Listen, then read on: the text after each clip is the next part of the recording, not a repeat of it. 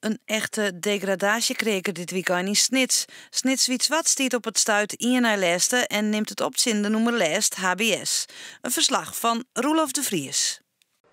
Hij je de eerste 20 minuten van deze wedstrijd net zien, dan hij je wat mist, want dat bin de leukste. En dit is het eindslot, want dit is in de 20e minuut de vrije trap van Alvin Velds. De centrale verdediger zit hem prima in de kruising.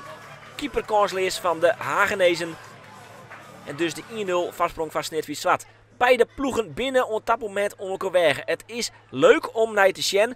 En ik HBS, de ploeg van Wetsel, de trainer, krijgt dikke kansen. Zoals deze van Roberti, maar die gaat er net in. Dan zakt de wedstrijd wat weer om.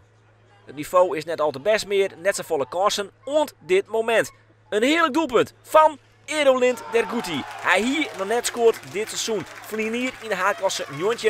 En dit is zijn eerste. En wat voor een heerlijk doelpunt in de tweede helft, in 50ste minuut. Derguti speelt hier als je broer in de basis. Maar Erolind die scoort de 2-0. En daarmee is de wedstrijd eens beslist. Of op dit moment, want dit liek het een oertreding. Dat is het ik. En het liek het ik in het 16 meter gebied. Maar de scheidsrechter die jouwt de vrije trap boeten het 16 meter gebied.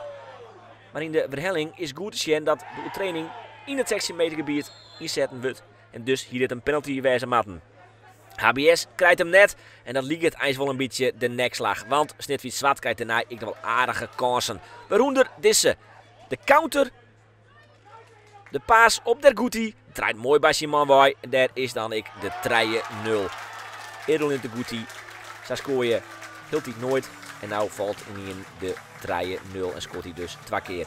En daarmee dat Snits Wietswat goede zaken onderin de snijstopklasse. Ze winnen mooi 3-0 van HBS.